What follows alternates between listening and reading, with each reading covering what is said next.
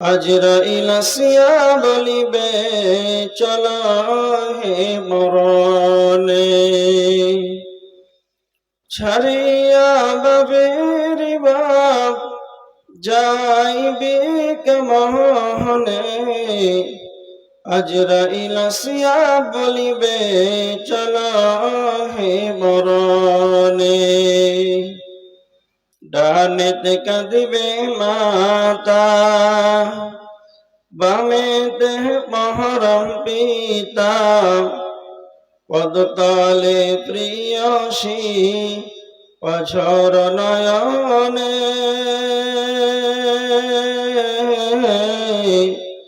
ছাড়িয়া বাবের বাপ যাইবি কেমনে। আজরাইল আসিয়া বলিবে চল হে মরণে। আত্মীয় সহজন সবে সিবিল ডরাবে, আত্মীয় সহজন সবে সিবিল ডরাবে, তবু না পারিবে কেহ বাঁচাতে মরণে।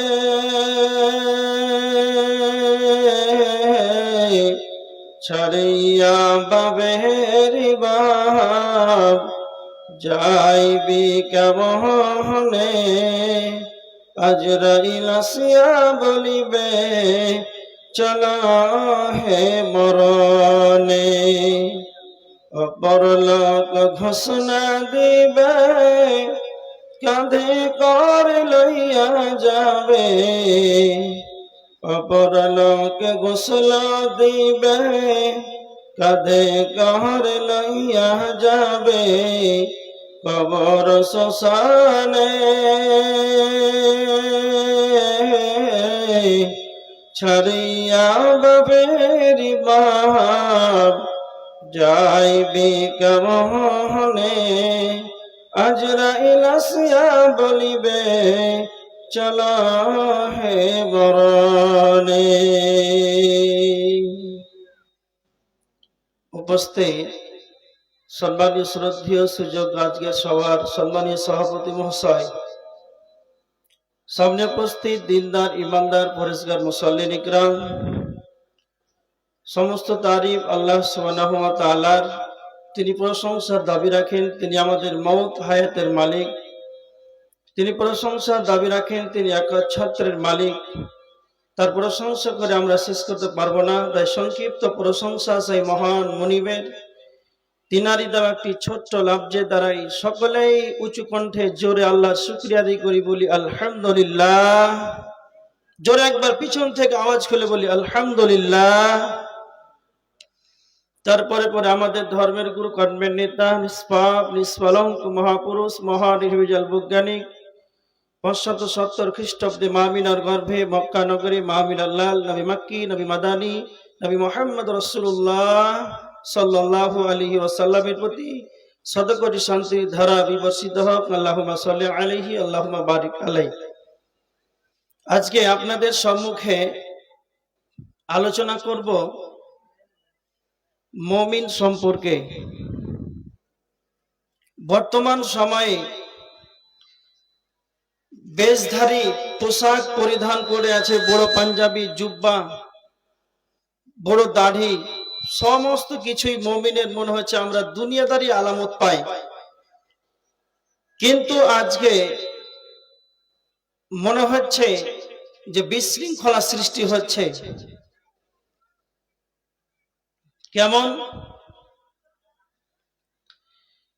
এখন বর্তমান কিছু কিছু মসজিদে দেখবেন বড় জুব্বা পড়ে আছে, বড় দাড়ি, বেশ লম্বা দাড়ি আছে, টুপি পড়ে আছে। ও আবার মুসাল্লি সেজে আসে।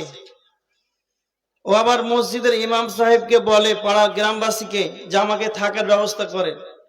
ওনার জন্য আবার খাবারের ব্যবস্থা হয়।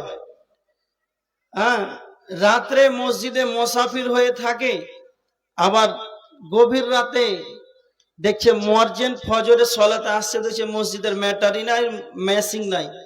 এরকম আপনাদের দিকে হয়? হ্যাঁ হ্যাঁ, অসম্ভব একটা সময় এখন চলছে। তো আপনি ইমানদার কি করে চিনতে পারবেন? একটা কথা শুনেন, পৃথিবীতে যতগুলো দুধ আছে রং কি বলেন তো? কালার, কথা বলেন না কেন? সাদা। পৃথিবীতে যত সাদা বস্তু আছে সবই কি দুধ? না।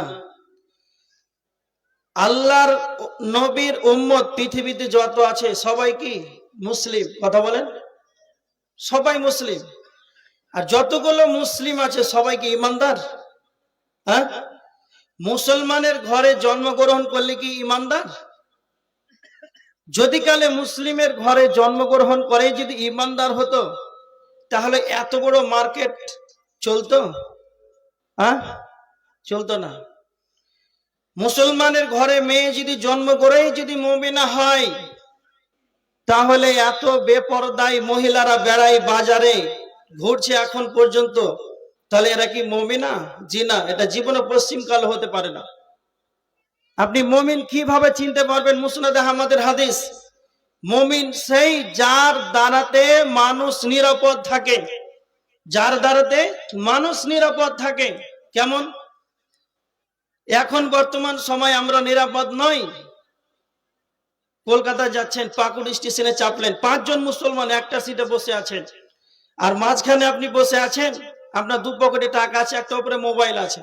হয়তো বাই চান্স রামপুরহাট পার হলেন আর ঘুমিয়ে গেলেন, দেখছেন যে টাকা নাই, মোবাইল নাই। তো যে 5 জন বসে আছেন সবাই মুসলমান, তো ওই জায়গাতে আপনি নিরাপদ হলেন না নিরাপদ নয়?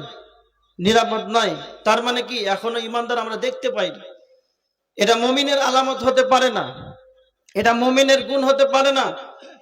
এবার দেখেন, আজকে মানুষ মানুষের সমালোচনা করে, মানুষ মানুষের গীবত করে, মানুষের পরনিন্দা করে, পরচর্চা করে।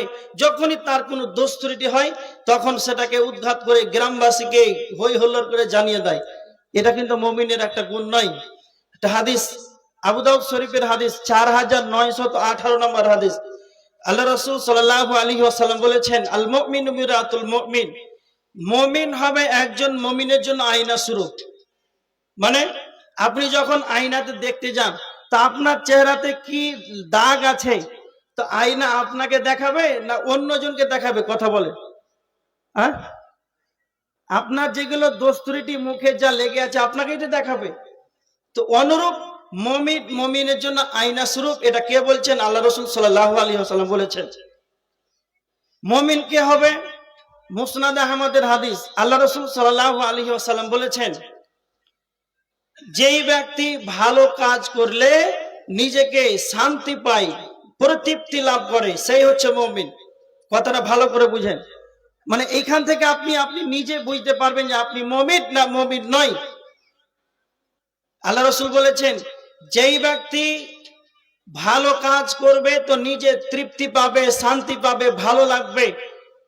আর মুমিন যে হবে, যখন তার দ্বারাতে কোনো খারাপ কাজ হবে তখন সে মনটা ভারাক্রান্ত হয়ে যাবে, মনটা মলিন হয়ে যাবে, কি করলাম।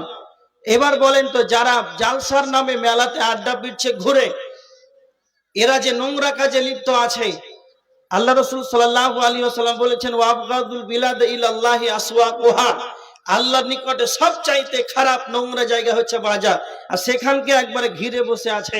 একে যে আল্লাহ রাসূল বলেছেন যে নোংরা জায়গা বাজার, তো তাকে যে নোংরা লাগে না, খারাপটা খারাপ মনে হয় না, তো এ কোনোদিন মুমিন হতে পারে না।